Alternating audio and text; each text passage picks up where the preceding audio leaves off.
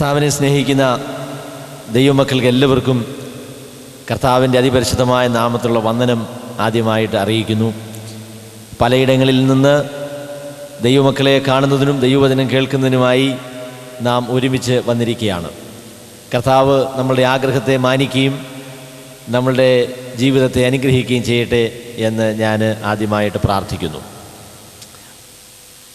ദൈവവചനമായിരിക്കുന്ന വിശുദ്ധ ബൈബിളിൽ നിന്ന് ലേവ്യ പുസ്തകത്തെ അധികരിച്ച് ദൈവത്തിൻ്റെ വിശുദ്ധിയെക്കുറിച്ച് സംസാരിക്കാനായിട്ടാണ് നാം ശ്രമിക്കുന്നത്. അതിൻ്റെ ആദ്യ ശ്രമം കഴിഞ്ഞ ദിവസം ഇവിടെ നടത്തുകയുണ്ടായി. നിങ്ങൾ ചിലരെങ്കിലും അതിൽ സംബന്ധിച്ചില്ല എന്നതിൽ എനിക്ക് പരാതിയില്ല, എന്നാൽ അത് ഒരു പ്രശ്നമാണ് എന്നാണ് എൻ്റെ അഭിപ്രായം. ദൈവവചനത്തിൽ ലേവ്യ പുസ്തകത്തിനുള്ള പ്രാധാന്യം സാധാരണക്കാരായ വിശ്വാസികളെ സംബന്ധിച്ച് പറയുകയാണ് എങ്കിൽ സാധാരണ വായിക്കാതെ വിടുന്ന ഒരു പുസ്തകം എന്നുള്ള നിലയിലാണ് അതിൻ്റെ പ്രാധാന്യം ഇരിക്കുന്നത്.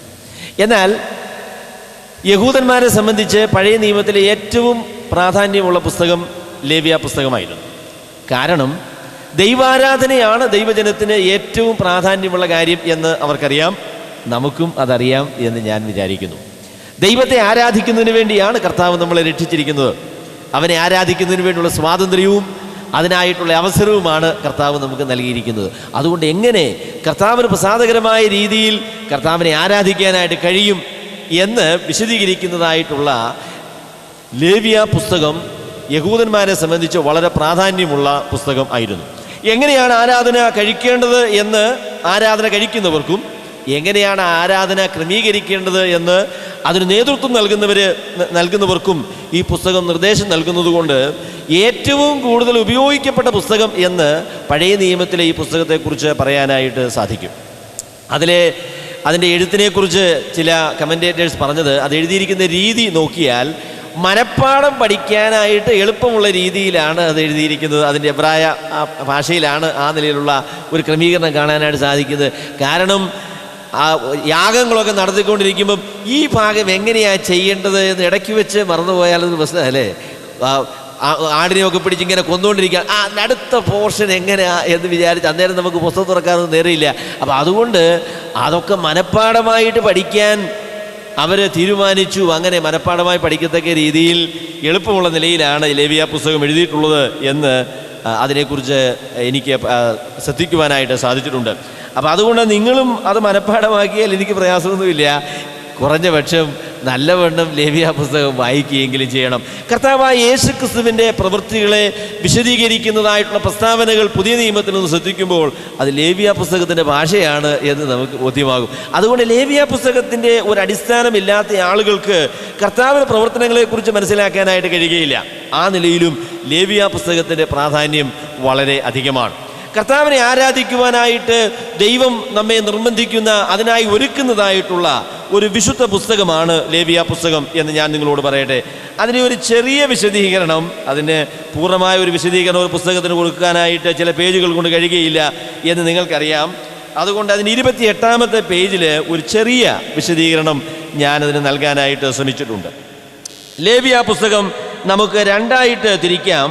അതിൻ്റെ ആദ്യ 10 അധ്യായങ്ങൾ ആരാധന അഥവാ യാഗങ്ങളെക്കുറിച്ചും 11 മുതൽ 27 വരെയുള്ള അധ്യായങ്ങൾ ആരാധനയ്ക്ക് അനുസൃതമായിരിക്കുന്ന ജീവിതത്തെക്കുറിച്ചുമാണ് പറയുന്നത്. ദൈവാരാധനയ്ക്ക് വേണ്ടി വരുന്ന ആളുകളോട് കർത്താവിന് പറയാനുള്ളത്, നിങ്ങളുടെ ആരാധനയ്ക്ക് അനുസൃതമായ രീതിയിലുള്ളൊരു നടപ്പ് നിങ്ങൾക്ക് വേണം എന്നാണ്. നാം പറയുന്നതും ദൈവത്തെ സംബന്ധിച്ച് നാം മനസ്സിലാക്കുന്നതുമായിട്ടുള്ള കാര്യങ്ങൾ ബുദ്ധിതലത്തിൽ ഒതുങ്ങി നിൽക്കുവാൻ ദൈവം ആഗ്രഹിക്കുന്നില്ല.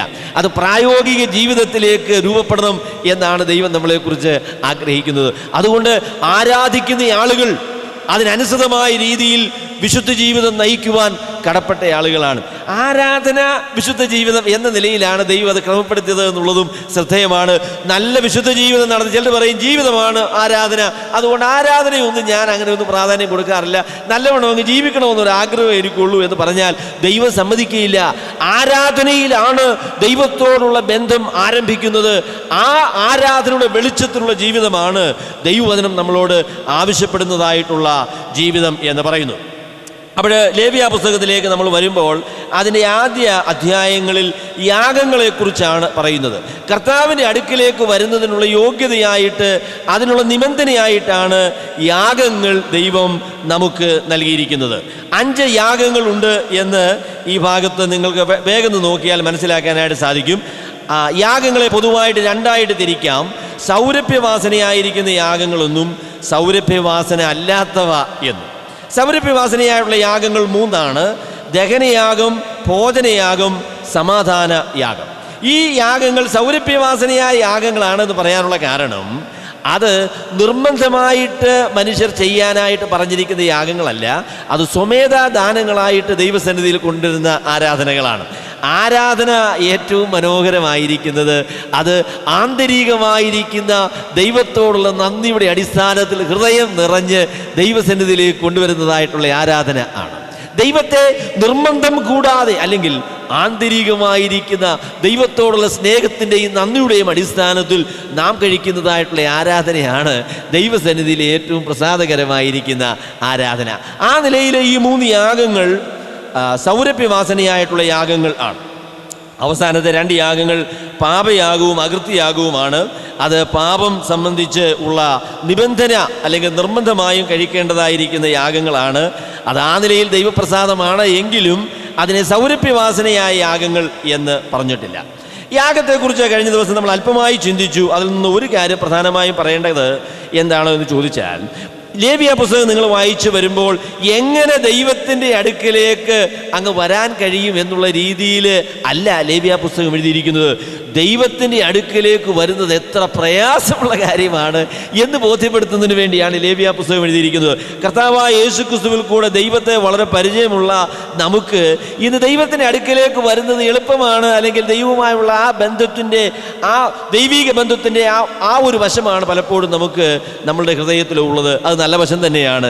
എന്നാൽ ദൈവത്തിൻ്റെ അടുക്കിലേക്ക് വരിക എന്ന് പറയുന്നത് വളരെ ദുഷ്കരമായിരിക്കുന്ന ഒരു കാര്യമാണ്.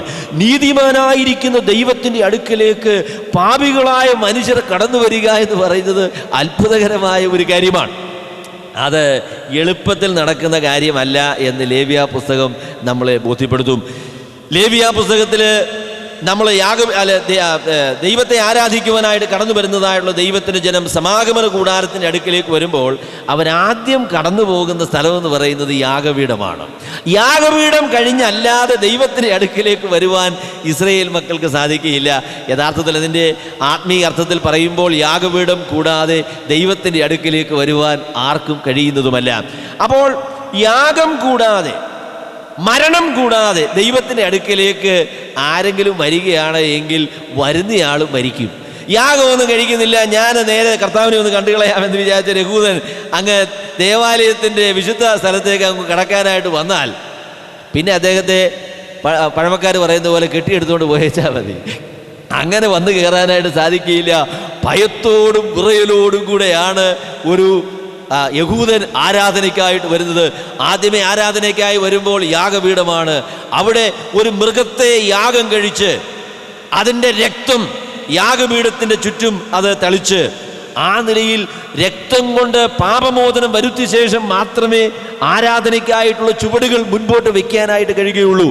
എൻ്റെ പ്രിയമുള്ളവരെ, കർത്താവായ യേശുക്രിസ്തുവിൻ്റെ പരമമായിരിക്കുന്ന യാഗത്തിൻ്റെ അടിസ്ഥാനത്തിലല്ലാതെ ആർക്കും ദൈവത്തിൻ്റെ അടുക്കലേക്ക് വരാനായിട്ട് സാധിക്കുകയില്ല.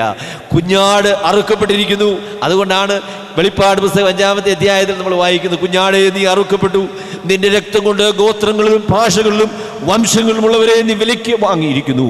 കുഞ്ഞാടിൻ്റെ രക്തം കൂടാതെ ദൈവത്തിൻ്റെ അടുക്കിലേക്ക് വരുവാൻ ആർക്കും കഴിയുകയില്ല. ആ കാര്യത്തെ സംബന്ധിച്ചുള്ള വലിയ ബോധ്യം യഹൂദന്മാർക്കുണ്ടായിരുന്നു. അവരെ ദൈവസന്നിധിയിലേക്ക് വരുമ്പോൾ ഒന്നുകിൽ അവൻ മരിക്കും, അല്ലെങ്കിൽ അവൻ്റെ സ്ഥാനത്ത് പ്രായശ്ചിത്തമായിട്ട് പ്രതിപുരുഷനായിട്ട് ഒരു വ്യക്തി അല്ലെങ്കിൽ ഒരു മൃഗം കൊല്ലപ്പെടണം. അല്ലാതെ ദൈവത്തിൻ്റെ അടുക്കിലേക്ക് വരാനായിട്ട് സാധിക്കുകയില്ല. നൂറ്റാണ്ടുകളിൽ ഈ പ്രക്രിയ ആവർത്തിച്ച് ചെയ്തു. അതിൻ്റെ കാരണം എന്താണെന്ന് ചോദിച്ചാൽ, മനുഷ്യ ഹൃദയത്തിലേക്ക് ഈ യാഥാർത്ഥ്യം അരക്കിട്ടുറപ്പിക്കുവാൻ, അടിച്ച് ഉറപ്പിക്കുവാൻ ദൈവം ആഗ്രഹിച്ചു. ദൈവസന്നിധിയിലേക്ക് വരണമെങ്കിൽ പാപത്തിന് പരിഹാരം വന്നേ മതിയാകുകയുള്ളൂ. മനുഷ്യന്റെ പാപത്തെ ദൈവം അവഗണിക്കയില്ല. പാപത്തിന് ശിക്ഷ വിധിക്കുന്ന നീതിമാനായിരിക്കുന്ന ദൈവമാണ് ബൈബിൾ വെളിപ്പെടുത്തുന്നതായിട്ടുള്ള ദൈവം, ദൈവത്തിൻ്റെ സ്നേഹത്തെക്കുറിച്ചുള്ള അറിവ് നിമിത്തം, ദൈവത്തിൻ്റെ നീതിയെക്കുറിച്ച് വലിയ പരിഗണനയില്ലാത്തൊരു കാലത്താണ് നമ്മൾ ജീവിക്കുന്നത്. ദൈവത്തിൻ്റെ നീതി, ദൈവത്തിന് വേണമെങ്കിൽ പാപം അങ്ങ് ക്ഷമിക്കരുതോ എന്നൊക്കെയാണ് ചിലർ ചോദിക്കുന്നത്. എന്നാൽ ദൈവത്തിൻ്റെ നീതി പാപത്തെ ശിക്ഷിക്കാതെ വിടുവാൻ സമ്മതിക്കയില്ല എന്നാണ് ദൈവത്തിൻ്റെ വചനം പറയുന്നത്.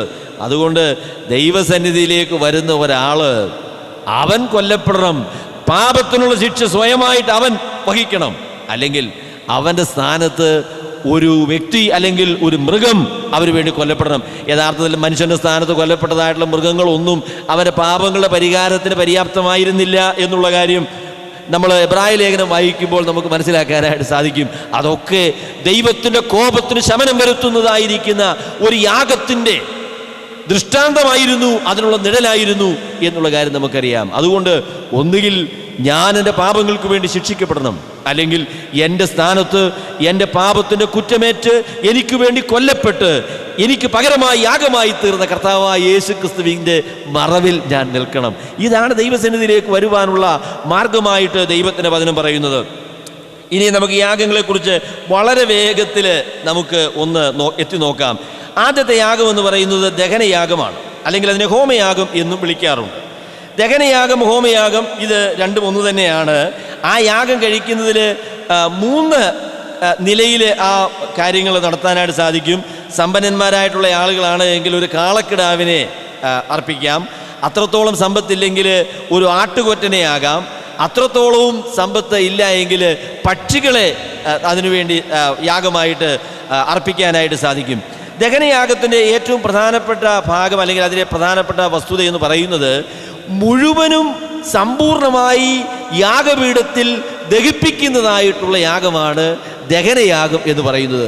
ദഹനയാഗത്തിൽ ദൈവത്തിനല്ലാതെ മറ്റാർക്കും യാതൊരു പങ്കുമില്ല. അല്ലെന്ന് പറഞ്ഞാൽ ഒരു ഓഹരിയും മറ്റാർക്കും ലഭിക്കാതെ മുഴുവനും യാഗപീഠത്തിൽ ദഹിപ്പിച്ച് കളയുന്നതായിട്ടുള്ള യാഗമാണ് ദഹനയാഗം അഥവാ ഹോമയാഗം എന്ന് പറയുന്നത്. കൊണ്ടുവരുന്നതായിട്ടുള്ള മൃഗത്തെ അർപ്പിക്കാനായിട്ട് വരുന്ന ആൾ തന്നെ കൊല്ലണം. അതിൻ്റെ രക്തം പുരോഹിതന്മാർ അവർ അതിനുവേണ്ടി ഒരുക്കിയിരിക്കുന്ന പാത്രങ്ങളിൽ ശേഖരിച്ച് അത് യാഗപീഠത്തിൻ്റെ ചുറ്റും അവർ തളിക്കും. പാപത്തിൻ്റെ പരിഹാരം കൂടാതെ ദൈവസന്നിധിയിലേക്ക് വരാനായിട്ട് സാധിക്കില്ല. ഹോമയാഗം എന്ന് പറയുന്നത് യഥാർത്ഥത്തിൽ പാപപരിഹാരം എന്നുള്ള മുഖ്യ ഉദ്ദേശത്തോടു കൂടെ അല്ല ആ യാഗം കഴിക്കുന്നത്. എങ്കിലും പാപപരിഹാരം എന്ന് പറയുന്നത് അതിലെ പ്രധാനപ്പെട്ട ഭാഗമാണ്. രക്തം ചിന്തുക, രക്തം ചിന്തുന്നതിലൂടെ ഉള്ളതായിരിക്കുന്ന പാപമോചനം എന്നുള്ള ആശയം എല്ലാ യാഗങ്ങളിലും, ഭോജനയാഗം എന്നുള്ളതിൽ ഒഴികെ മറ്റുള്ള എല്ലാ യാഗങ്ങളിലും നമുക്ക് കാണാനായിട്ട് കഴിയും. എന്നിട്ട് ഈ കൊണ്ടുവന്നയാൾ ഈ യാഗമൃഗത്തെ കൊന്നു, എന്നിട്ട് അതിന് തുകല് ഒഴിച്ചു. അതിനുശേഷം ഈ യാഗമൃഗത്തെ അവർ കഷണം കഷണമായിട്ട് അങ്ങനെ ഖണ്ഡിക്കുന്നു. എന്നിട്ട് ആ മാംസവും അതിലുള്ള എല്ലാ വസ്തുതയും കൂടെ യാഗപീഠത്തിൻ്റെ മുകളിൽ കൊണ്ടുവന്നിട്ട് അത് മുഴുവനും കത്തിച്ച് ചാമ്പലാക്കുന്നു. യഹൂദന്മാരെ കുറിച്ച് പറയുമ്പോൾ പുരോഹിതന്മാർ ധാരാളം മാംസമൊക്കെ കഴിക്കുന്ന ആളുകളാണ്. എന്നാൽ പൊതുവെ യഹൂദന്മാർ അങ്ങനെ മാംസം കഴിക്കാനായിട്ടുള്ള രീതികൾ അവർക്ക് ഇല്ല. വല്ലപ്പോഴൊക്കെ മാംസം കഴിക്കുന്നവരാണ്.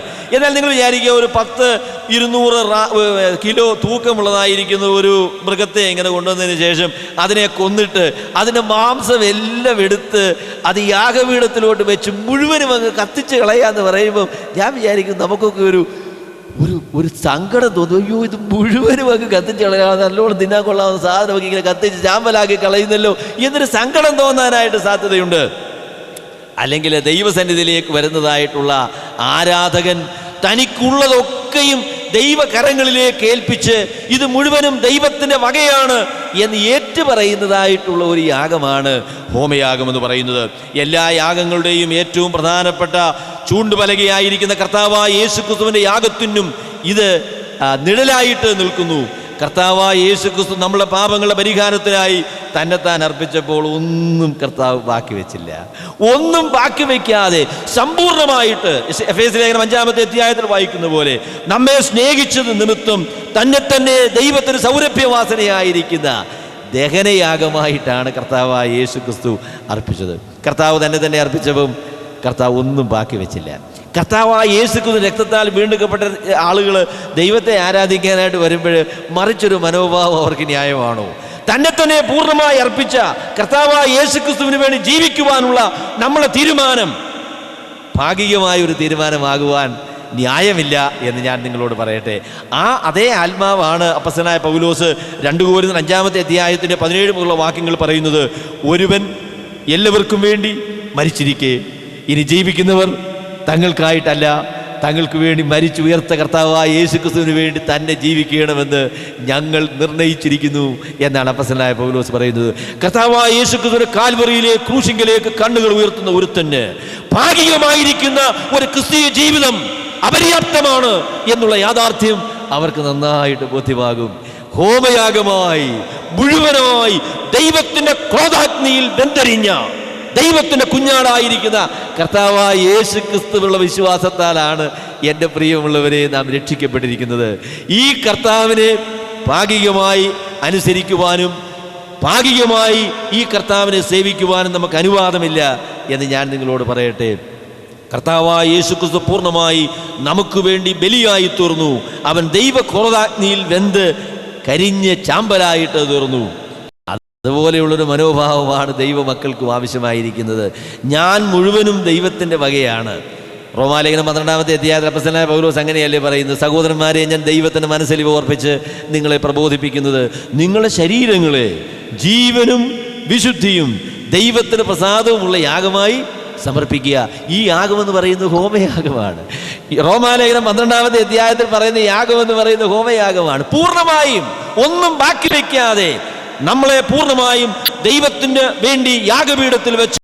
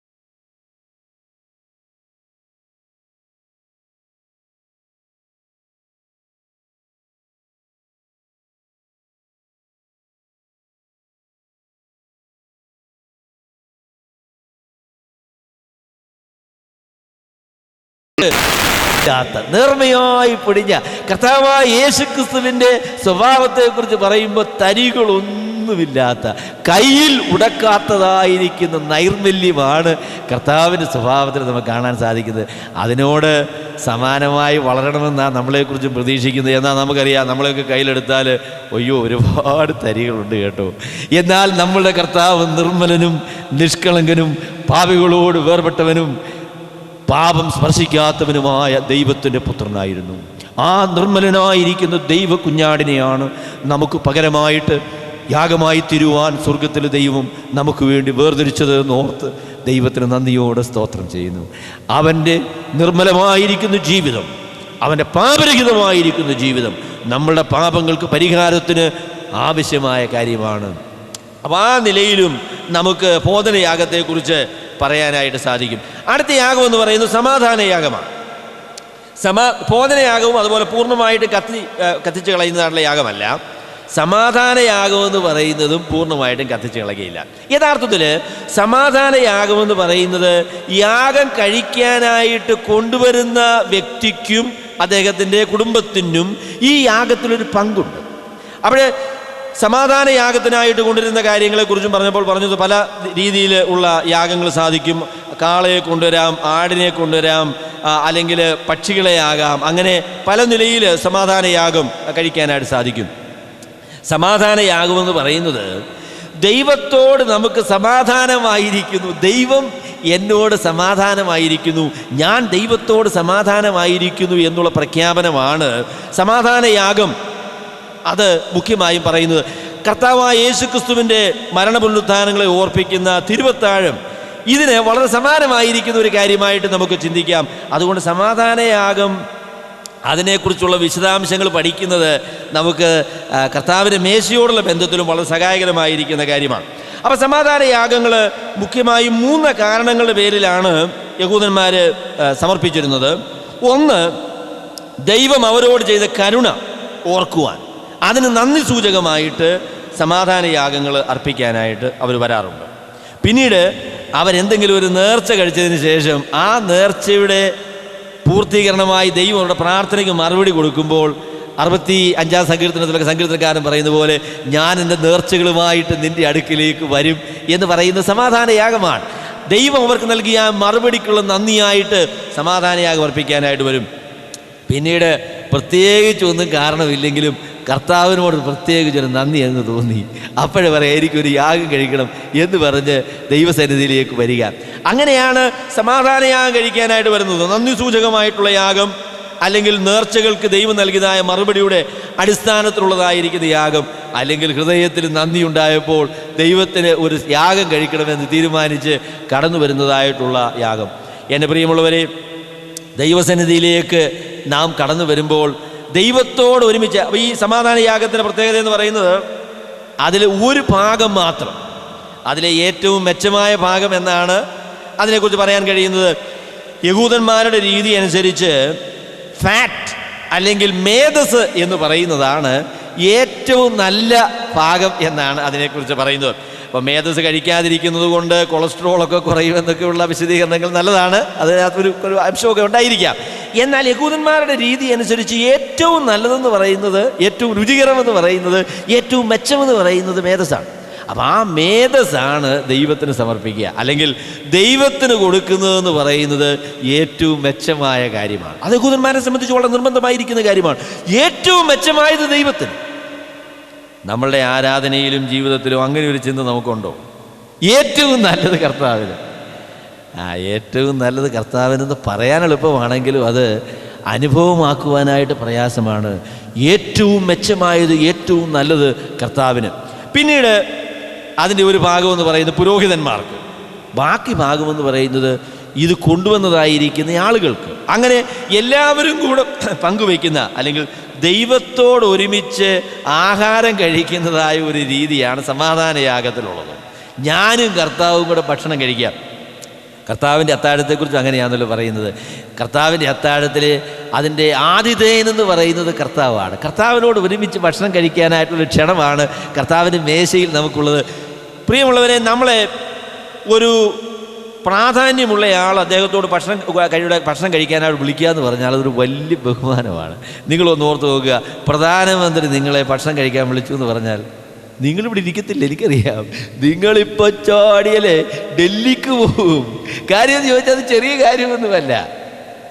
സ്വർഗത്തിലെ ദൈവം നമ്മളെ വിളിച്ചാലും വരിക, നമുക്ക് ഒരുമിച്ച് ആഹാരം കഴിക്കാം എന്ന് പറഞ്ഞ് കർത്താവ് വിളിച്ചാൽ എന്തൊരു ഭയങ്കര. യഥാർത്ഥത്തിൽ സമാധാന യാഗത്തിൽ ദൈവമക്കളിൽ ലഭിച്ചതായിരിക്കുന്ന അനുവാദം എന്ന് പറയുന്നതാണ്.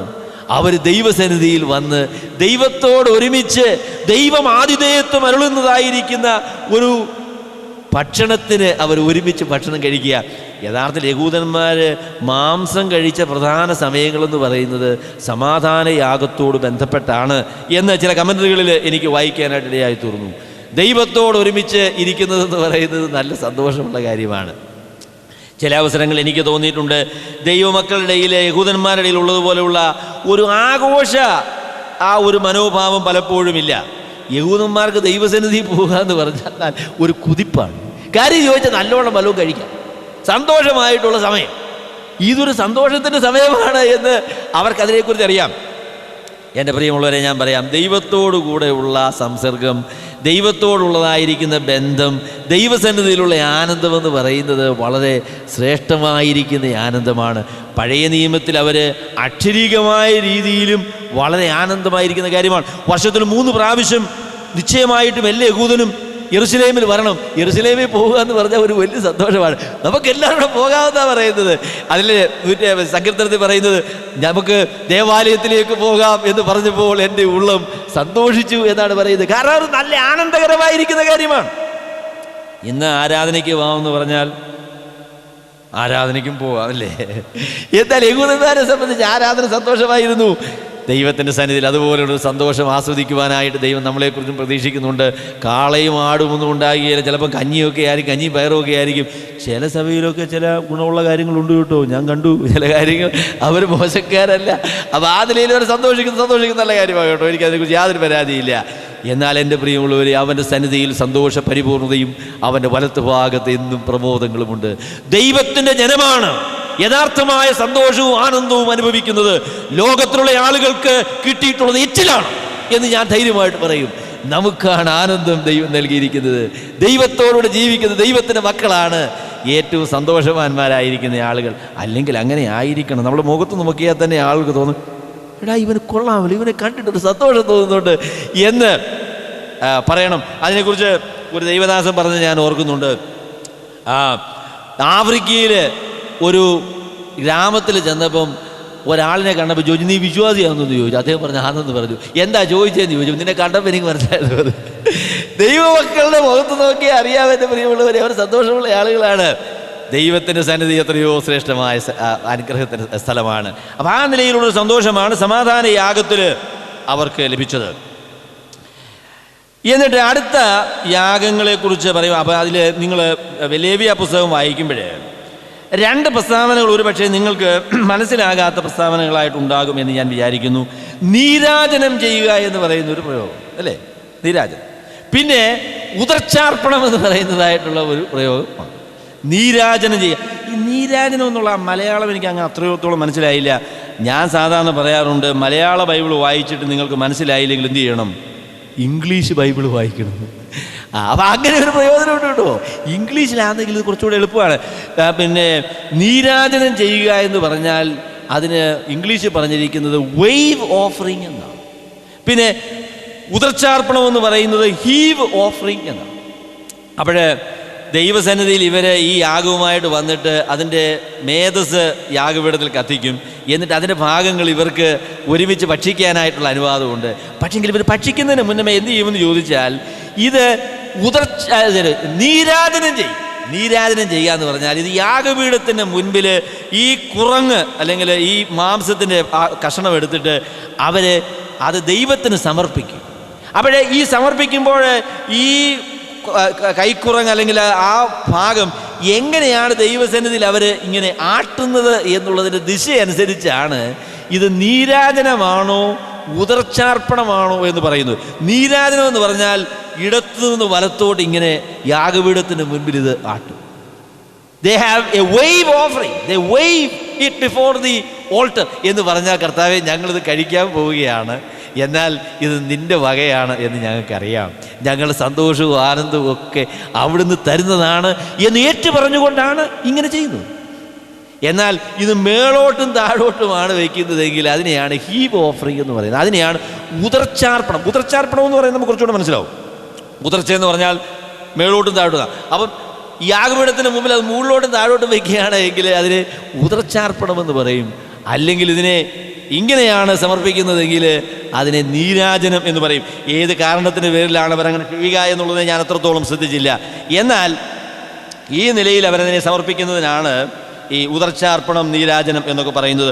അത് വേറെ യാഗങ്ങളല്ല, സമാധാന യാഗത്തിൻ്റെ ഭാഗമായിട്ട് ദൈവത്തിന് സമർപ്പിക്കുന്നതായിട്ടുള്ള ആ രീതിയെയാണ് അവർ നീരാജനം, ഉദർച്ചാർപ്പണം എന്ന് പറയുന്നത്.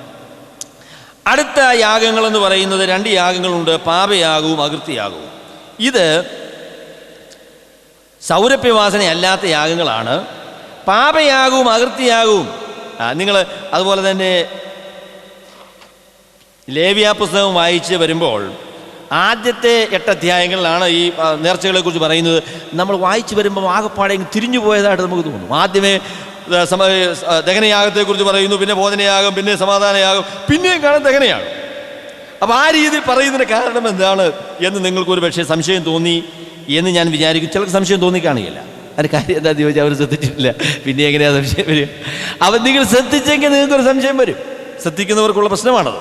അപ്പോൾ അതിൻ്റെ കാരണം എന്താണെന്ന് ചോദിച്ചാൽ, ആദ്യ ഭാഗത്ത് പറഞ്ഞിരിക്കുന്നത് ഇത് അർപ്പിക്കുന്ന ആളുകൾക്കുള്ള നിർദ്ദേശമായിട്ടാണ്. രണ്ടാമത്തെ ഭാഗത്ത് ഈ യാഗങ്ങളെക്കുറിച്ച് പറയുന്നത് ഇതിന് നേതൃത്വം കൊടുക്കുന്ന പുരോഹിതന്മാർക്കുള്ള നിർദ്ദേശമായിട്ടാണ്. അപ്പോൾ അതുകൊണ്ടാണ് രണ്ടാമതും അത് ആവർത്തിച്ച് പറയുന്നത്. പാപയാഗം, അകൃത്യയാഗം. പാപയാഗമെന്ന് പറയുന്നത് ഒരു മനുഷ്യൻ ചെയ്തു പോയ, അറിവില്ലാതെ ചെയ്തു പോയ പാപത്തിനുള്ള പരിഹാരമാണ്. പാപയാഗമെന്നും അകൃത്യയാഗമെന്നൊക്കെ പറയുമ്പോൾ നമ്മൾ പാപം ചെയ്യുക, പിന്നെ എന്ത് ചെയ്യണം? കുറെ കഴിഞ്ഞതിന് ശേഷം പാപയാഗമായിട്ട് വരിക. എൻ്റെ പ്രിയമുള്ളവരെ, ഞാൻ പറയട്ടെ, ദൈവം നമ്മോട് കാണിക്കുന്ന കാരുണ്യം എന്ന് പറയുന്നത് പാപം ചെയ്യാനായിട്ടുള്ളൊരു പ്രോത്സാഹനമല്ല. ചില ആളുകൾ അപ്പോസ്തലനായ പൗലോസ് പറയുന്നത് പോലെ അവരുടെ ദോഷത്തിനായിട്ട് അങ്ങനെ പറയുന്നു. ചിലർ കർത്താവായ യേശുക്രിസ്തു നമ്മുടെ പാപങ്ങളെ ക്ഷമിക്കുമെന്ന് പറയുമ്പോൾ അടുത്തതായിട്ട് അവരെന്തോ പറയുന്നത്? കോളായി പോയല്ലോ, നമുക്കിനി ഇഷ്ടം പോലെ ജീവിക്കാമല്ലോ, അങ്ങനെയല്ലേ പറയുന്നത്? അത് ദുഷ്ടന്മാരായിരിക്കുന്ന ആളുകളുടെ പ്രസ്താവനയാണ്. ദൈവത്തിൻ്റെ വചനത്തിൽ അങ്ങനെ ഒരു ആശയമേ ഇല്ല. പാപയാകവും അകൃത്യയാകവും എന്ന് പറയുന്നത് അബദ്ധവശാൽ ചെയ്തു പോയ പാപമെന്നാണ് പറഞ്ഞത്. എന്ന് പറഞ്ഞാൽ ശരി, പാപയാഗം എന്ന് പറയുന്ന ഒരു പരിപാടിയുണ്ട്, ശരി, അതുകൊണ്ട് ഞാൻ അല്പം പാപം ചെയ്യാനായിട്ട് പോവുകയാണ്. പാപം ചെയ്തതിന് ശേഷം പിന്നെ അവസാനം എന്ത് ചെയ്യും? പാപത്തിന് വേണ്ടിയുള്ളൊരു യാഗവുമായിട്ട് വരും. അങ്ങനെ ഒരു പരിപാടി ബൈബിളിലില്ല. എന്നാൽ അബദ്ധവശാൽ നിങ്ങൾ യോഹന്നാൻ്റെ ലേഖനം, 1-ാം ലേഖനം വായിച്ചു വരുമ്പോൾ യോഹന്നാൻ അപ്പോസ്തലന് പറയുന്നതായിട്ടുള്ള മനോഹരമായിരിക്കുന്ന പ്രസ്താവനയുണ്ട്. നാം നമ്മുടെ പാപങ്ങളെ ഏറ്റുപറയുന്നുവെങ്കിൽ അവൻ നമ്മോട് പാപങ്ങളെ ക്ഷമിച്ച് സകല അനീതിയും പോക്കി നമ്മെ ശുദ്ധീകരിപ്പാൻ തക്കവണ്ണം വിശ്വസ്തനും നീതിമാനുമാകുന്നു. പിന്നെ അടുത്ത വാക്ക് നിങ്ങൾ വായിച്ചിട്ടുണ്ടോ? കുഞ്ഞുങ്ങളെ, നിങ്ങൾ പാപം ചെയ്യാതിരിക്കേണ്ടതിന് ഇത് ഞാൻ നിങ്ങളോട് പറയുന്നു. പാപം ചെയ്തു എങ്കിലോ, എനിക്കത് വലിയ ഇഷ്ടമായി. ഒരു ദൈവ പൈതലിനെ സംബന്ധിച്ച് എപ്പോഴും പറയുന്ന പ്രസ്താവന എന്ന് ചോദിച്ചാൽ, പാപം ചെയ്തു എങ്കിലോ പറഞ്ഞാൽ, കർത്താവെ നിന്നെ അനുസരിച്ച് ജീവിക്കാനുള്ള വലിയ വെമ്പലോടുകൂടെ ഞാൻ അങ്ങനെ ഇരിക്കാതെ, പക്ഷെ അബദ്ധത്തിൽ പറ്റിപ്പോയി എന്നാണ് ദൈവമക്കൾ പറയുന്നത്. അല്ലാതെ മനഃപൂർവ്വം പാപം ചെയ്യുന്ന ഒരു മനോഭാവം ദൈവ പൈതലിന്റെ മനോഭാവമല്ല. അവന്റെ പാപം എന്ന് പറയുന്നത് അബദ്ധത്തിൽ സംഭവിച്ചു പോയി എന്ന് പറയുന്ന പാപങ്ങളാണ്. അല്ലാതെ പാപം ചെയ്യാനുള്ള ധൈര്യം സ്വർഗത്തിൽ ദൈവമക്കൾക്ക് കൊടുത്തിട്ടില്ല എന്ന് ഞാൻ നിങ്ങളോട് വളരെ അച്ചട്ടായിട്ട് പറയട്ടെ. പാപം ചെയ്തു എങ്കിലോ, ദൈവത്തിൻ്റെ സന്നിധിയിൽ നമുക്ക് വേണ്ടി പക്ഷപാതം ചെയ്യുന്ന ഒരു മഹാപുരോഹിതൻ നമുക്ക് വേണ്ടിയുണ്ട്. അവൻ നമ്മുടെ പാപങ്ങളെ നമ്മളോട് ക്ഷമിച്ചു തരും എന്നാണ് ദൈവത്തിൻ്റെ വചനം പറയുന്നത്. അപ്പോൾ അതുകൊണ്ട് നിങ്ങൾ പാപയാഗത്തെക്കുറിച്ച് നിങ്ങൾ നോക്കുന്നുണ്ടെങ്കിൽ നിങ്ങൾ കാണുന്നത് എന്താണെന്ന് ചോദിച്ചാൽ, ഒരുത്തൻ അബദ്ധവശാൽ പിഴച്ചു പോയാൽ, അങ്ങനെ പാപം ചെയ്യാനുള്ള സാധ്യത ദൈവമക്കളുടെ ജീവിതത്തിലുള്ളൂ. മനഃപൂർവ്വമായി പാപം ചെയ്യുവാൻ, ദൈവത്തോട് മത്സരിക്കുവാൻ മനുഷ്യന് ദൈവം അനുവാദം കൊടുത്തിട്ടില്ല. അതുകൊണ്ടാണല്ലോ 51-ാം സങ്കീർത്തനത്തിൽ ദാവീദ് പറയുന്നുണ്ട്, പാപമൊക്കെ ചെയ്തതിന് ശേഷം പറഞ്ഞു, കർത്താവേ നീ അകൃത്യയാകുമോ മോചനയാകുമോ എന്തെങ്കിലും യാഗങ്ങൾ നീ ആവശ്യപ്പെട്ടായിരുന്നു ഞാനത് കഴിച്ചോളായിരുന്നു. രാജാവല്ലേ, യാഗം കഴിക്കാൻ എന്താ പറയാ, വരട്ടെ 100 ആടുകൾ എന്ന് പറയാനെന്ന അവസ്ഥ മനസ്സിലായില്ല. പക്ഷേ അത് നടക്കില്ല എന്ന് പറഞ്ഞു. തകർന്നും നുറുങ്ങിയുമുള്ള ഹൃദയത്തെ നീ നിരസിക്കുകയില്ല. ദൈവത്തിന് മുൻപാകെ വീണ് ദൈവത്തോട് കരുണയ്ക്കായി യാചിക്കുകയല്ലാതെ മറ്റു മാർഗമില്ല എന്നുള്ള കാര്യം ദാവീദിനറിയാമായിരുന്നു. മനഃപൂർവ്വമായി പാപം ചെയ്യുവാൻ, ദൈവത്തോട് മത്സരിക്കുവാൻ, ദൈവത്തിൻ്റെ നിയമങ്ങളെ ലംഘിക്കുവാനായിട്ട് ദൈവജനത്തിന് അനുവാദമില്ല എന്ന കാര്യമാണ് ദൈവത്തിൻ്റെ വചനം പറയുന്നത്. നമ്മളുടെ എല്ലാ പാപങ്ങളെയും സ്വർഗത്തിലെ ദൈവം നമ്മളോട് ക്ഷമിച്ചു തരും. എന്നാൽ ദൈവത്തിൻ്റെ ക്ഷമ പാപത്തിൽ തുടരുവാനോ പാപം ആവർത്തിക്കുവാനോ ഉള്ള അനുവാദമല്ല എന്ന് ദൈവത്തിൻ്റെ വചനം നമ്മളോട് പറയുന്നു. അപ്പം അങ്ങനെയാണ് പാപയാകും അകൃത്യയാകും. ഈ പാപയാകും അകൃത്യയാകും നമ്മളെ വ്യത്യാസം എന്താണ് എന്ന് ചോദിച്ചാൽ അതിനെക്കുറിച്ച് ഒരുപാട് കാര്യങ്ങൾ പറയാനായിട്ടുണ്ട്.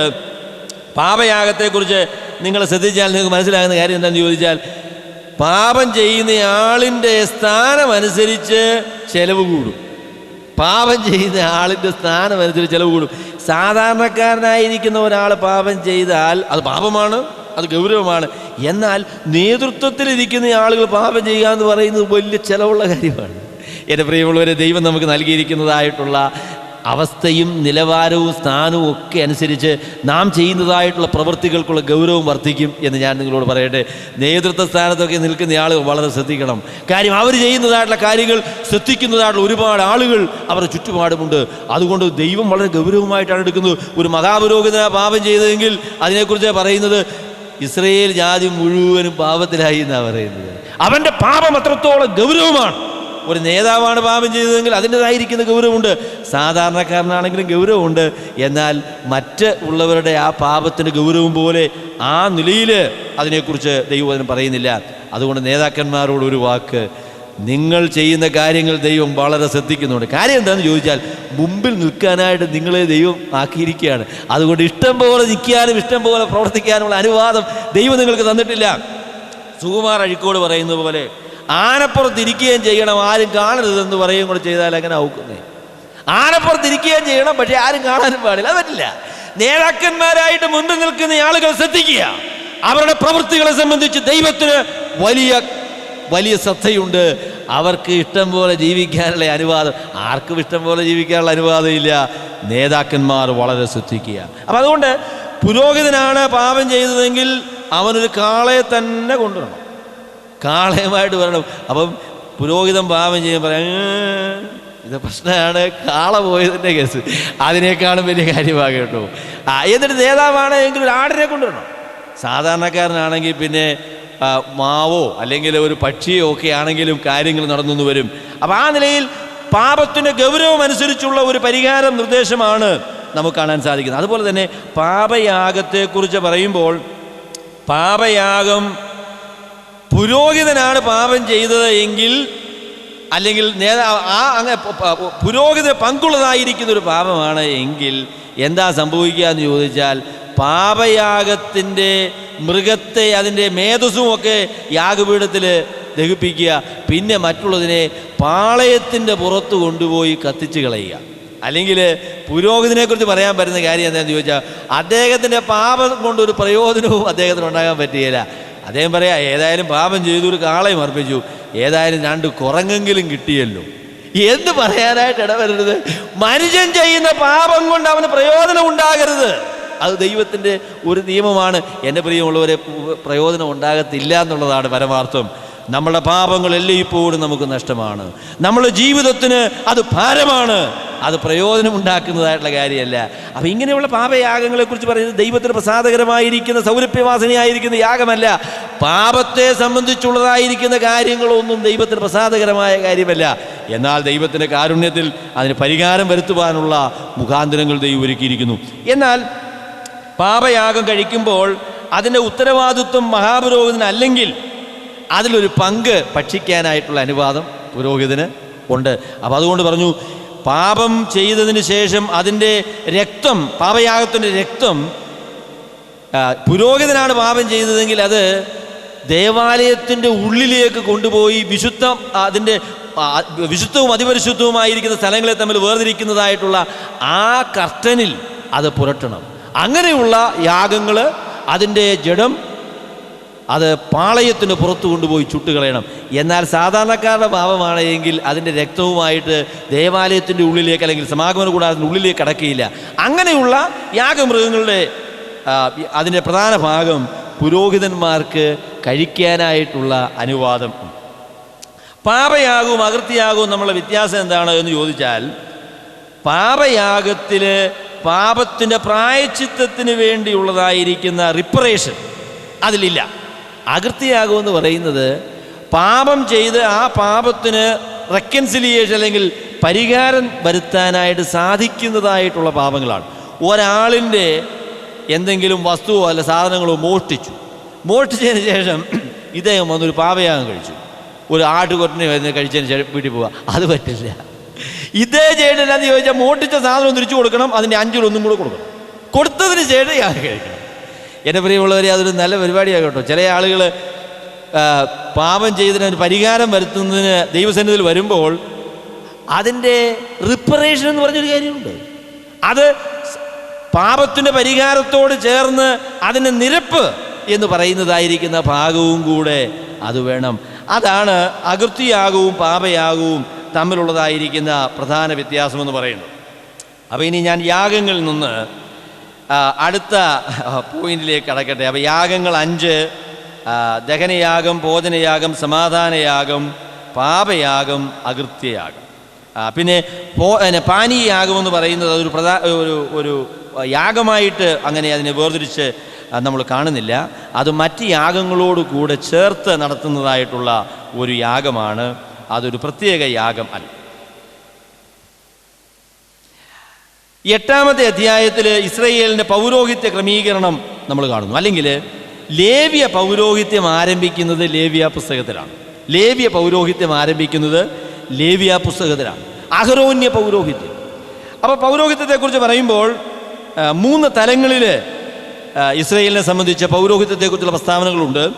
1-ാമത്തെ തലമെന്ന് പറയുന്നത് പുറപ്പാട് പുസ്തകം അതിൻ്റെ 18-19 അധ്യായങ്ങൾ വായിക്കുമ്പോൾ അവരെക്കുറിച്ച് പറയുന്നത് നിങ്ങളൊരു പുരോഹിത ജാതിയാണ്, നിങ്ങൾ ഒരു പൗരോഹിത്യ രാജ്യമാണ്, you are A nation of priest എന്നാണ് അവരെക്കുറിച്ച് പറയുന്നത്.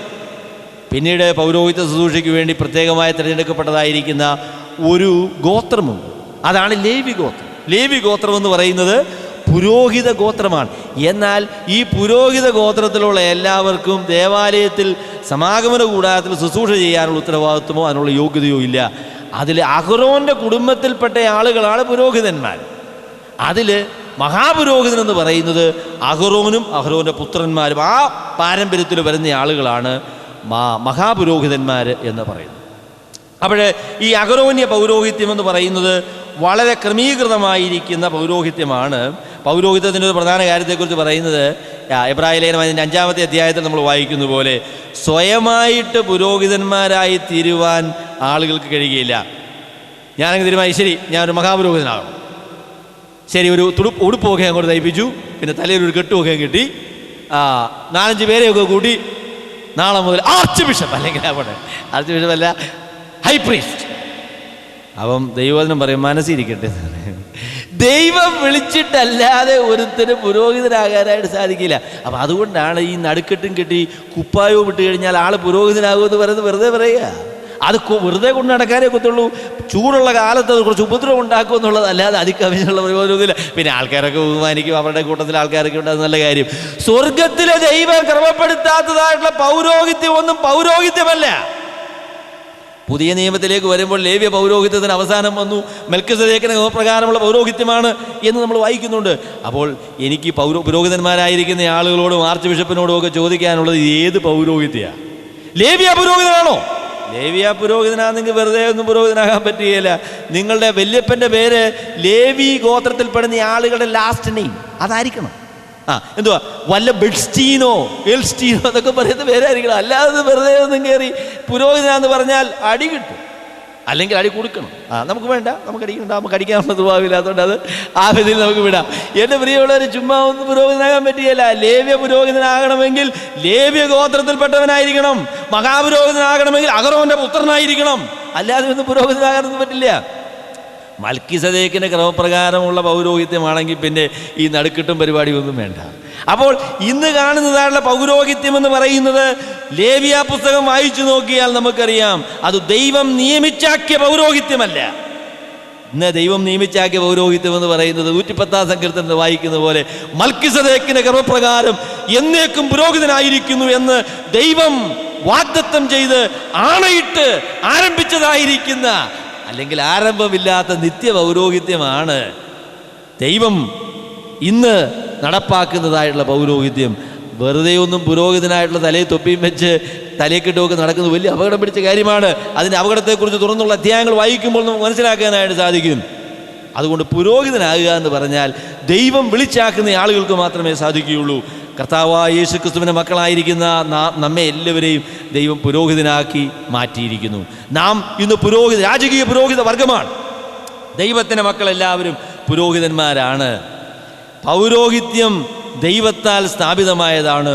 പുതിയ നിയമ പൗരോഹിത്യം എന്ന് പറയുന്നത് മൽക്കീസദേക്കിൻ്റെ ക്രമപ്രകാരമുള്ള പൗരോഹിത്യമാണ്. പഴയ നിയമ പൗരോഹിത്യം കർത്താവായ യേശു ക്രിസ്തുവിൻ്റെ മരണ പുനരുത്ഥാനങ്ങളോടുകൂടെ ദൈവം ദേവാലയത്തിന് തിരശ്ശീല മുകളിൽ നിന്ന് താഴേക്ക് വലിച്ചു കീറി വിശുദ്ധ സ്ഥലവും അതിപരിശുദ്ധ സ്ഥലവും തമ്മിലുള്ളതായിരിക്കുന്ന വ്യത്യാസം ഇല്ലായ്മ ചെയ്ത് കൃപാസനത്തോളം ധൈര്യത്തോട് അടുത്തു വരുവാൻ തക്കവണ്ണമുള്ള സ്വാതന്ത്ര്യമാണ് ദൈവത്തിൻ്റെ മക്കൾക്ക് നൽകിയിരിക്കുന്നത്. അപ്പോൾ ആ പൗരോഹിത്യമാണ്. അവിടെ പുരോഹിതന്മാർ എന്ന് പറയുമ്പോൾ ഞാനിപ്പോൾ പ്രധാനമായും പറയാനായിട്ട് പോകുന്നത് നേതൃത്വത്തിലുള്ള ആളുകൾ, ദൈവത്തിൻ്റെ ജനത്തിന് നേതൃത്വം കൊടുക്കുന്നവർ, ദൈവ ശുശ്രൂഷയ്ക്ക് നേതൃത്വം കൊടുക്കുന്നവർ എന്നുള്ള ഒരു ആത്മീയ വശമാണ് ഞാൻ പുരോഹിതന്മാരെക്കുറിച്ച് പറയുമ്പോൾ പറയാൻ പോകുന്നത്. അവരെക്കുറിച്ച് നമ്മൾ വായിക്കുന്നത് അവർ ദൈവത്തിന് വേണ്ടി വേർതിരിക്കപ്പെട്ട ആളുകളാണ്. മലയാളത്തിൽ കരപൂരണമെന്നാണ് അത് പറയുന്നത്. നല്ലൊരു വാക്ക് കേട്ടോ, പക്ഷേ അതിൻ്റെ ഭാഷ, അതിൻ്റെ അർത്ഥം എന്താണെന്ന് മനസ്സിലേക്ക് അറിയത്തില്ലെന്നേ ഉള്ളൂ. കരപൂരണം അത് ഇംഗ്ലീഷിൽ വായിക്കണം. ഇംഗ്ലീഷ് വായിച്ചാൽ എന്താ വായിക്കുന്നത്? കോൺസിക്രേഷൻ, അല്ലെങ്കിൽ വേർപാട്, വേർതിരിവ്, അതിനുവേണ്ടി അവരെ വേർതിരിക്കുക എന്നാ. പക്ഷേ ഇംഗ്ലീഷുകാരുടെ പരിഭാഷയേക്കാളും നല്ല പരിഭാഷ മലയാളമാണ്. അപ്പോൾ നിങ്ങൾക്ക് മലയാളത്തെക്കുറിച്ച് ബഹുമാനം ഉണ്ടായി കാണുമെന്ന് എനിക്കറിയാം. കരപൂരണം, കരപൂരണമെന്ന് പറഞ്ഞാൽ എന്താ? കരമെന്ന് പറഞ്ഞാൽ അറിയാം കയ്യ്, പൂരണമെന്ന് പറഞ്ഞാൽ നിറയുക എന്ന അർത്ഥം. കൈ നിറച്ചെന്ന എന്ന് പറഞ്ഞാൽ ദൈവത്തിൻ്റെ വേലയ്ക്ക് വേണ്ടി ഒരാളിനെ വേർതിരിച്ചാൽ അവൻ്റെ കയ്യിൽ ദൈവത്തിൻ്റെ വേലയല്ലാതെ മറ്റൊരു വേലയില്ല, മറ്റൊരു വേല ഇറക്കാൻ പറ്റുകയില്ല.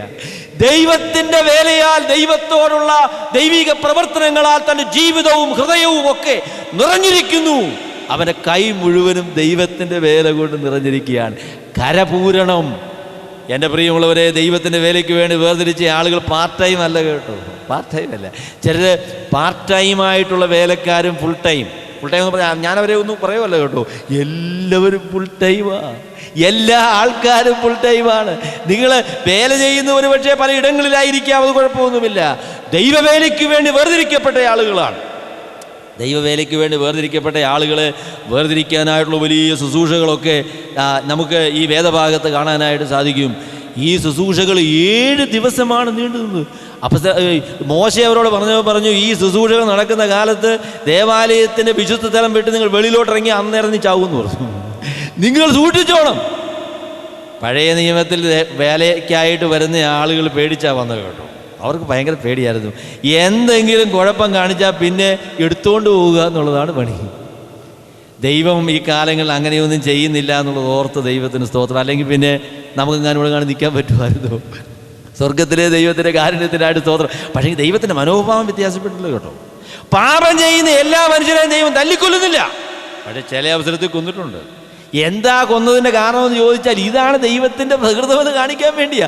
എല്ലായ്പ്പോഴും കൊല്ലുന്നില്ല, പിന്നെ കൊന്നു കഴിഞ്ഞാൽ പിന്നെ ആൾ ബാക്കി ഉണ്ടാവില്ലല്ലോ. അതുകൊണ്ട് ദൈവം കരുണയുള്ളവരായി അങ്ങനെ എല്ലായ്പ്പോഴും ചെയ്യുന്നില്ല. എങ്കിലും ഇതാണ് പരിപാടി എന്നുള്ളത് കാണിക്കാൻ വേണ്ടി ദൈവം ചില അവസരങ്ങളിലൊക്കെ അങ്ങനെ ചെയ്തിട്ടുണ്ട്. അങ്ങനെ ഒരു സംഭവമാണ് തുടർന്ന് നമുക്ക് കാണാനായിട്ട് സാധിക്കുന്നത്. അപ്പോൾ പുരോഹിതന്മാരായിരിക്കുന്ന ആളുകളെ വേർതിരിച്ചു. അവർ വളരെ ഭക്തിയോടും ഭയത്തോടും കൂടെയാണ് ദൈവസേവ ചെയ്യാനായിട്ട് വന്നത്. അവരോട് പറയുന്നുണ്ട്, നിങ്ങൾ മരിച്ചു പോകാതിരിക്കേണ്ടത്. ദൈവത്തിൻ്റെ വേല ചെയ്യുന്നവർ ശ്രദ്ധയില്ലാതെ ദൈവവേലയ്ക്ക് വേണ്ടി അല്ലെ ദൈവ ശുശ്രൂഷയ്ക്കായിട്ട് വന്നാൽ ദൈവം അവരെ കൊല്ലും എന്ന് തന്നെയാണ് മോശെ അവരോട് പറഞ്ഞത്. സൂക്ഷിച്ചോണം എന്ന് പറഞ്ഞു, ചത്തുപോകും. അതുകൊണ്ട് സൂക്ഷിച്ചോണം, നിങ്ങൾ തന്നെ വെളിയിലിറങ്ങരുത്. ദൈവം പറഞ്ഞ കാര്യമൊക്കെ വളരെ ശ്രദ്ധയോടെ ചെയ്യണം. 7-8 അധ്യായങ്ങളൊക്കെ വായിക്കുമ്പോൾ, 8-9 അധ്യായങ്ങൾ വായിക്കുമ്പോൾ മോശയുടെ കാര്യത്തെക്കുറിച്ച് പറയുന്നത്, അവൻ ദൈവം പറഞ്ഞതുപോലെ ചെയ്തു, അങ്ങനെ തന്നെ ചെയ്തു. ഒരു കാര്യത്തിൽ പിഴവ് വരാൻ പറ്റില്ല. എൻ്റെ പ്രിയമുള്ളവരെ, ദൈവവേലയ്ക്ക് വേണ്ടി തുനിയുന്നതായിട്ടുള്ള നമുക്ക് അങ്ങനെ ഒരു ശ്രദ്ധ ദൈവവചനം ആവശ്യപ്പെടുന്നുണ്ട് കേട്ടോ. ദൈവത്തെ പ്രസാദിപ്പിക്കണമെന്നുള്ളതായിരിക്കുന്ന ആ വലിയ ആഗ്രഹത്തോടുകൂടെ നമ്മുടെ ജീവിതത്തിലേക്ക് ദൈവഹിതമല്ലാത്തതൊന്നും കടന്നു വരരുത് എന്നുള്ളതായിരിക്കുന്ന നിർബന്ധത്തോടുകൂടെ, ഭയത്തോടുകൂടെ, ഭക്തിയോടുകൂടെ 103-ാം സങ്കീർത്തനക്കാരൻ പറയുന്ന പോലെ അവൻ വചനത്തിന് മുൻപിൽ വിറയ്ക്കുന്നവരായിട്ട് നിൽക്കുന്ന ദൈവമക്കൾക്കാണ് ദൈവത്തിൻ്റെ വേല ദൈവം വെച്ചിരിക്കുന്നത്. അല്ലാതെ തോന്നിയ പോലെയൊക്കെ ചെയ്യാമെന്ന് പറയുന്ന ആളുകൾ ദൈവത്തിൻ്റെ വേലക്കാരല്ല, ദൈവത്തിൻ്റെ പരിപാടിയിൽ നമുക്ക് പങ്കുമില്ല എന്നാണ് ദൈവത്തിൻ്റെ വചനം പറയുന്നത്. ഭയത്തോടെ ദൈവത്തെ സേവിക്കുന്ന ആളുകൾ. അപ്പോൾ അവരെ വേർതിരിക്കുന്നതിന് വേണ്ടിയുള്ള ശുശ്രൂഷകളെക്കുറിച്ചൊക്കെ നമ്മൾ വായിക്കുന്നുണ്ട്. അതിൻ്റെ വിശദാംശങ്ങളിലേക്ക് കടന്നാൽ മറ്റ് സെഷൻസൊക്കെ എനിക്ക് തരേണ്ടതായിട്ട് വരും. അതുകൊണ്ട് ഞാൻ അതിലേക്ക് കടക്കുന്നില്ല. എന്നാൽ യാഗമൊക്കെ കഴിച്ചതിന് ശേഷം അവർ ചെയ്ത ഒരു ക്രിയ മാത്രം ഞാൻ പറയാൻ ആഗ്രഹിക്കുന്നു. മോശ അവനെ പാപയാഗം കഴിച്ചതിന് ശേഷം അതിൻ്റെ രക്തത്തിൽ കുറെ എടുത്ത് അവൻ്റെ വലത്തെ ചെവിയെ പുരട്ടി, എന്നിട്ട് അവൻ്റെ വലത്തെ കൈയുടെ തള്ളവിരലയിൽ പുരട്ടി, എന്നിട്ട് വലത്തെ കാലിൻ്റെ തള്ളവിരലയിൽ പുരട്ടി. അത് എനിക്കിഷ്ടമായി എന്ന് ഞാനങ്ങ് പറയുക. കർത്താവ് ചെയ്യുന്ന കാര്യമൊക്കെ നമുക്ക് ഇഷ്ടപ്പെടണമല്ലോ, എന്നാലും എനിക്കതങ്ങ് ഇഷ്ടപ്പെട്ടു. കാര്യം എന്താണെന്ന് ചോദിച്ചാൽ, പുരോഹിതനോട് പറയാനായിട്ടുള്ളത് സൂക്ഷിച്ചോളാൻ പറഞ്ഞു. ഈ ചെവി നീ എന്തുവാ കേൾക്കുന്നതെന്നുള്ളത് സൂക്ഷിച്ചോളം. ദൈവത്തിന്റെ യാഗത്തിന്റെ രക്തം നിന്റെ കാതുകളിൽ പുരണ്ടതാണോ എന്ന് നീ ഓർത്തുകൊള്ളണം. പിന്നെ കൈ കൊണ്ട് എന്തെങ്കിലുമൊക്കെ ചെയ്യാനായിട്ട് തുടങ്ങും, സൂക്ഷിച്ചോണമെന്ന് പറഞ്ഞു.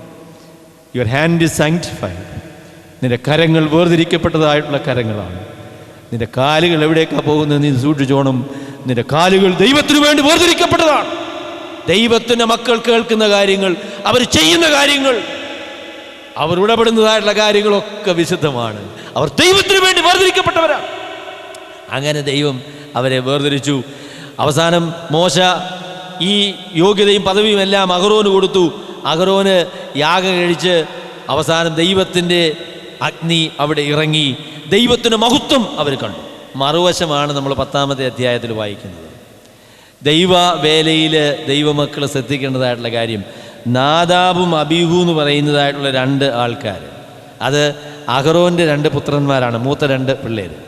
അവർ പുരോഹിത ശുശ്രൂഷയ്ക്ക് വേണ്ടി വേർതിരിക്കപ്പെട്ട ആളുകളാണ്. പുരോഹിതന്മാരായി ദൈവവേല ചെയ്യുന്നവർ എങ്ങനെയാണ് ദൈവത്തിന് വേല ചെയ്യേണ്ടതെന്നുള്ളതിനെക്കുറിച്ച് വളരെ കർശനമായി മോശ അവരോട് പറഞ്ഞതാണ്.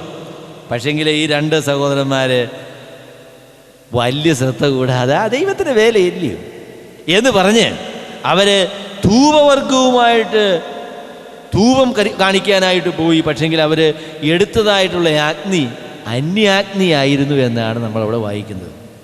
അന്യാഗ്നിയുമായിട്ട് ദൈവസന്നിധിയിലേക്ക് ചെന്ന നാദാബിനെ അബൂഹിനെ പറയുന്നത്, ദൈവം 2 പേരെയും വിശുദ്ധ സ്ഥലത്ത് നിന്ന് തീ പുറപ്പെട്ട് അവർ 2 പേരും മരിച്ചുപോയി. മൂത്ത 2 പിള്ളേർ നാദാബും അബീഹുവും.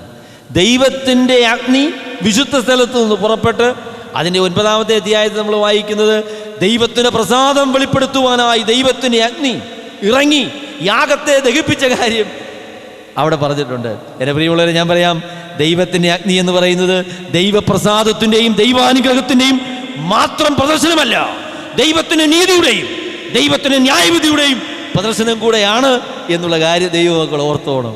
നീതിമാനായിരിക്കുന്ന ദൈവത്തോടാണ് നമുക്ക് കാര്യമുള്ളത്.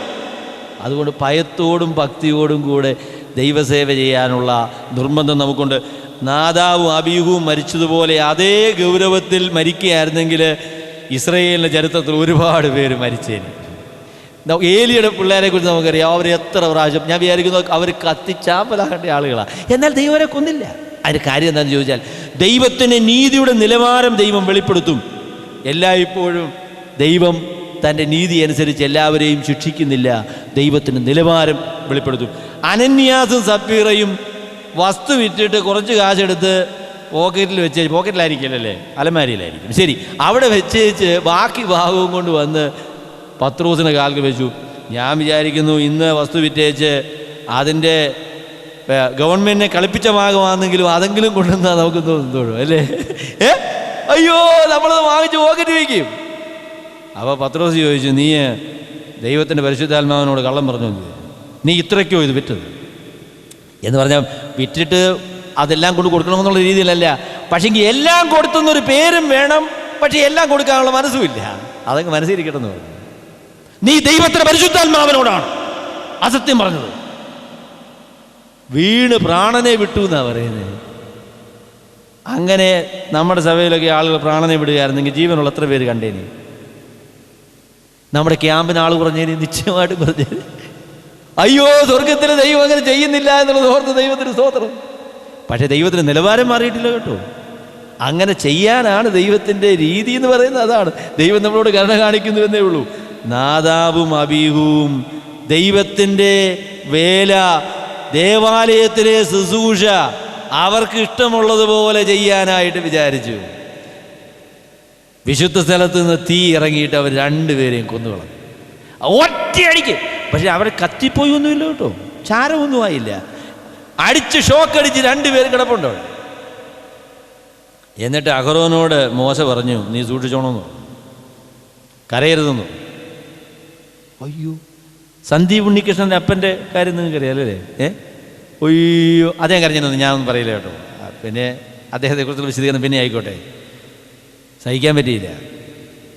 2 പിള്ളേർ മരിച്ചപ്പം തലമുടി വലിച്ചു കീറുകയും പിന്നെ ഷർട്ട് വലിച്ചു കീറുകയും ഒക്കെ അല്ലേ ചെയ്യുക. മോശ പറഞ്ഞു, ഒരു വാക്കുപോലും മിണ്ടി പോകുന്നു. അതിന് താഴെ വായിക്കുന്നത് അഹരോൻ മിണ്ടാതിരുന്നു. അതിൻ്റെ കാര്യം എന്താണെന്ന് ചോദിച്ചാൽ, അവൻ എന്തെങ്കിലും കാണിച്ചു കഴിഞ്ഞാൽ ഇസ്രായേൽ ജാതിന് മുമ്പിൽ അഹരോൻ പറയുന്നത് എന്താണെന്ന് ചോദിച്ചാൽ, ദൈവം ചെയ്ത് ശരിയായില്ലെന്നാണ് പറയാൻ പോകുന്നത്.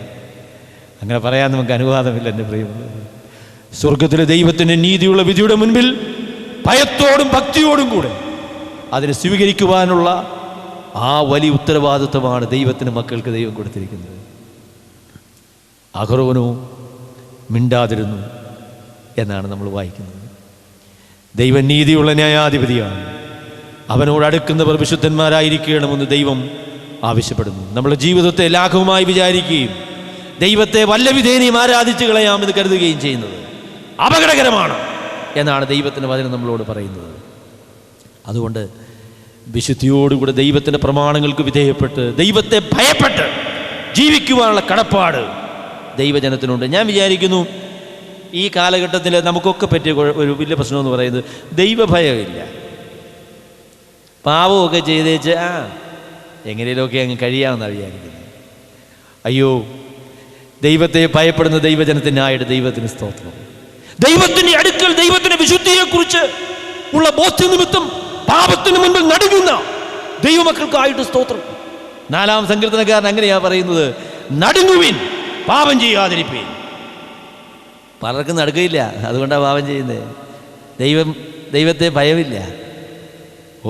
നമ്മുടെ ദൈവം എത്ര വിശുദ്ധനായിരിക്കുന്ന ദൈവമാണ്, എത്ര ഭയങ്കരനായ ദൈവമാണ്. പഴയ നിയമത്തിലെ ദൈവവും പുതിയ നിയമത്തിലെ ദൈവവും തമ്മിൽ ഒരു വ്യത്യാസവും ഇല്ല കേട്ടോ. ദൈവത്തിൻ്റെ സ്വഭാവത്തിന് ഒരു വ്യത്യാസവും വന്നിട്ടില്ല. ചിലർ വിചാരിക്കും പഴയ നിയമത്തിലെ ദൈവം ഭയങ്കര കർശനക്കാരനായിരുന്നു, പുതിയ നിയമം ആയപ്പോഴത്തേക്ക് ആൾ കുറേ മയപ്പെട്ടു അല്ലേ. എൻ്റെ പൊന്ന് സഹോദരങ്ങളെ, സ്വർഗത്തിലെ ദൈവം ഇന്നലെയും ഇന്നും എന്നേക്കും അനന്യനാകുന്നു. അവൻ്റെ ഒരു സ്വഭാവത്തിന് ഒരു വ്യത്യാസവും വരികയില്ല. ദൈവത്തിന് വിശുദ്ധിക്ക് ഒരു വ്യത്യാസവും വരികയില്ല. കർത്താവായ യേശു ക്രിസ്തുവിൽ കൂടെ തൻ്റെ അടുക്കിലേക്ക് വരുവാൻ നമ്മെ അനുവദിച്ചിരിക്കുന്ന സ്വർഗത്തിലെ വലിയവനായ ദൈവത്തിൻ്റെ അതിപരിശുദ്ധമായ നാമം വാഴ്ത്തപ്പെടുമാറാകട്ടെ. അങ്ങനെ ദൈവത്തെ ആരാധിക്കാനും ദൈവത്തെ ശുശ്രൂഷിക്കുവാനുമുള്ള പദവി എന്ന് പറയുന്നത് ഏറ്റവും ഉന്നതമായിരിക്കുന്ന പദവിയാണ്. എന്നാൽ അത് അതിഭയങ്കരമായിരിക്കുന്നൊരു ഉത്തരവാദിത്വമാണ് എന്നുള്ള കാര്യം നമ്മൾ വളരെ ശ്രദ്ധയോടെ ഓർക്കണം. നമുക്ക് നമ്മുടെ ദൈവത്തെ ആരാധിക്കാം, നമ്മുടെ ദൈവത്തെ നമുക്ക് അനുഗമിക്കാം. അവനെ വിശുദ്ധിക്ക് ഒത്തവണ്ണം ഭയത്തോടുകൂടെ നമുക്കവനെ സേവിക്കാം. ഞാൻ ഒരുപാട് കാര്യങ്ങളുള്ളത് പറഞ്ഞാൽ ലേവ്യ പുസ്തകത്തിൽ നിന്ന് പറയേണ്ടതാണ്. എന്നാൽ അതെല്ലാം പറയാനായിട്ട് നേരമില്ലല്ലോ. അവസാനം പറഞ്ഞ ഒരു കാര്യം ഞാനങ്ങ് പറയാൻ പോവാണ്. എനിക്കറിയാം, എങ്കിലും ഞാനത് പറഞ്ഞ് പെട്ടെന്ന് അവസാനിപ്പിക്കാം. ഇസ്രായേലിൻ്റെ 7 ഉത്സവങ്ങളെക്കുറിച്ച് നമ്മൾ 23 മുതലുള്ള അധ്യായങ്ങൾ, 23-25 വരെയുള്ള അധ്യായങ്ങൾ വായിക്കുന്നു. പെസഹ, പുളിപ്പില്ലാത്ത അപ്പത്തിൻ്റെ പെരുന്നാൾ, ആദ്യഫല പെരുന്നാൾ, പെന്തക്കോസ്ത്, കാഹളങ്ങൾ, പാപപരിഹാരം, കൂടാരപ്പെരുന്നാൾ.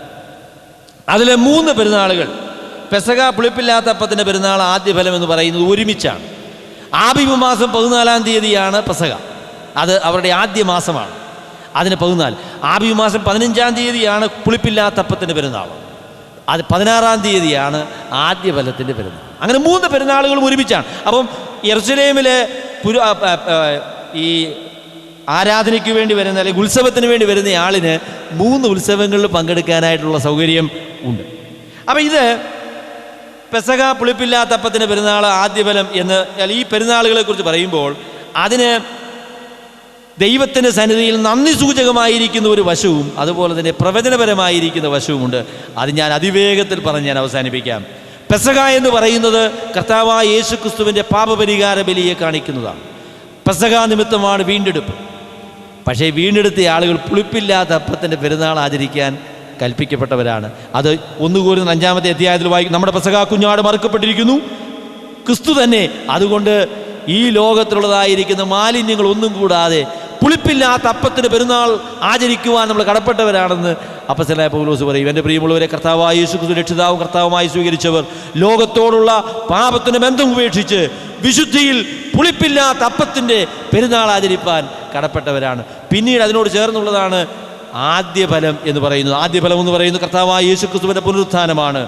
ആ പുനരുത്ഥാനത്താൽ, അതിൻ്റെ പുനരുത്ഥാനത്തിൻ്റെ ശക്തിയിലാണ് നമ്മൾ ജീവിക്കുന്നത്. പെന്തക്കോസ്ത് നാൾ 50-ാം ദിവസമാണ്. അത് ദൈവത്തിൻ്റെ പരിശുദ്ധാത്മാവ് ഈ ലോകത്തിലേക്ക് ഇറങ്ങി വന്ന സമയമാണ് എന്ന് നമുക്കറിയാം. ഈ 4 പെരുന്നാളുകൾ, അതായത് പെസഹ, പുളിപ്പില്ലാത്ത അപ്പത്തിൻ്റെ പെരുന്നാൾ, ആദ്യഫല പെരുന്നാൾ, പെന്തക്കോസ്ത്, അങ്ങനെ 4 പെരുന്നാളുകൾ. പിന്നെ അതിന് ശേഷം ഒരു വലിയ ഇടവേളയാണ്. പിന്നെ 7-ാം മാസമാണ് അടുത്ത പെരുന്നാൾ ആരംഭിക്കുന്നത്. അപ്പോൾ ഈ 4 പെരുന്നാൾ കഴിഞ്ഞാൽ പിന്നെ ഒരു ഇടവേളയാണ്. പ്രവചനപരമായി പറയുമ്പോൾ ഈ ഇടവേളയിലാണ് നമ്മൾ ആയിരിക്കുന്നത്. പെസഹ പെരുന്നാൾ, പുളിപ്പില്ലാത്ത അപ്പത്തിൻ്റെ പെരുന്നാൾ, ആദ്യഫല പെരുന്നാൾ, പെന്തക്കോസ്ത് പെരുന്നാൾ, അത് കഴിഞ്ഞതിന് ശേഷം ഇടവേളയാണ്. ഇനി അടുത്ത പെരുന്നാൾ ഏതാണെന്നറിയാമോ? കാഹളത്തിൻ്റെ പെരുന്നാളാണ്. അതിനായിട്ട് ദൈവത്തിന് നന്ദിയോടെ സ്തോത്രം ചെയ്യുന്നു. എൻ്റെ ജനത്തെ എൻ്റെ അടുക്കൽ കൂട്ടുവീൻ എന്ന് സ്വർഗത്തിൽ ദൈവം പ്രഖ്യാപിക്കുന്ന കാഹളത്തിന് ശബ്ദത്തിന് വേണ്ടി കാത്തിരിക്കുന്ന ആളുകളാണ് ദൈവത്തിൻ്റെ ജനം എന്ന് പറയുന്നത്. നാം കാഹളത്തിന് പെരുന്നാളിന് വേണ്ടി കാത്തിരിക്കുന്ന ആളുകളാണ്. കാഹളം ധ്വനിക്കും, മരിച്ചവർ അക്ഷയരായി ഉയർക്കും. അതിന് പ്രതീകമായിട്ട് ഉള്ള പെരുന്നാളാണ് കാഹള പെരുന്നാൾ. പിന്നീട് പാപപരിഹാര ദിവസം ഇസ്രായേലിൻ്റെ പാപങ്ങളെ മുഴുവനും ദൈവം പരിഹരിച്ച് ദൈവത്തിൻ്റെ ന്യായം അവരിൽ നടത്തി ദൈവത്തിൻ്റെ രാജ്യം സ്ഥാപിച്ച് പിന്നെ ദൈവത്തോടുകൂടെ ദൈവത്തിൻ്റെ സന്നിധിയിൽ കൂടാര പെരുന്നാൾ. അതാണ് ഭാവി നടക്കാനായിട്ട് പോകുന്ന കാര്യം.